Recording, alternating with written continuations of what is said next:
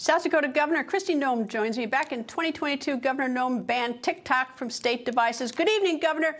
And is it the content that gets put on TikTok and the ability to manipulate it and have influence people, or is it spying that is the reason that you don't like it, or is it both? Both. The fact that it is owned by China should be alarming to every single American. It's also how they are gathering data and information off of our phones. When you give TikTok access to your phone, such as downloading their app and watching their videos, they're collecting what those videos are and what other apps you access, what other information you may store into your phone, what your contacts are. They may even have ways to get into your financial institutions, your banking apps. And we don't know how extensive their penetration is into our lives because they don't follow any rules. They're nefarious actors and they hate the United States of America. So, but they also can manipulate us. And that's what I think is so interesting. You just, Greta, laid out exactly why this is such a dangerous tool, is because in China, for their youth, they're using it for a very different purpose. They're using it to educate their young people on that China is good, that it cares about science and research, that it has a strong military, and that's a wonderful thing.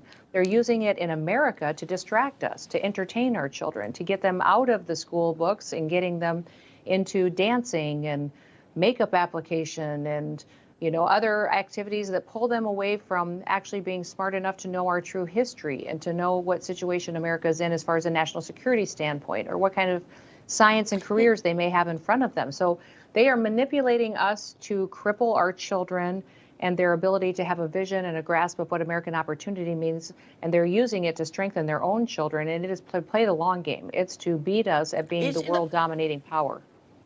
All right, let me ask you about your former job when you're in Congress. And people say it's a national security risk. If it's such a national security risk, why is Congress giving them 5 months to do something? And is it too late because they've already gotten into our phones? I mean, they probably, if they've got, as I've confessed to, I've had TikTok. They probably, and I think I might have some of your numbers. Is that do they have your numbers? They come through my phone to get your numbers. But if this is so important, like why is it being slow walked?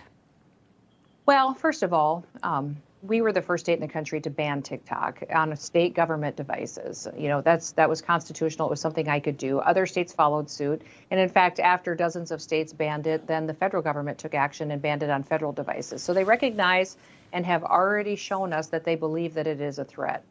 This bill that they're passing through the House, I believe they're giving them time so that businesses can adapt, and so marketing strategies can adapt. There's a lot of small businesses that have gone out there and used TikTok to try to promote their commerce, and also to get people to maybe it takes people in Congress 5 months to read a bill. I don't know what the real reason might be, but I'm thankful that this bill recognizes that as long as it's owned by China, that it is a bad thing, and that we are going to approach this from a different method. We're going to approach it in the fact that you just can't go to your app stores and get it, that it's not going to be available. I think that's a smarter policy to approach and to debate over the next several months, signing into law in America, and I'm hopeful that people will continue to examine it.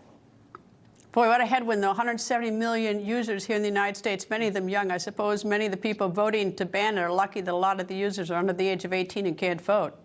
Well, maybe we should get somebody to develop something that America owns, and that puts America first and actually cares about this country, so that we can move people over to that platform that actually allows free speech and actually doesn't manipulate people and use it to try to destroy this country. That would be absolutely fantastic. What about the free speech element of it, though?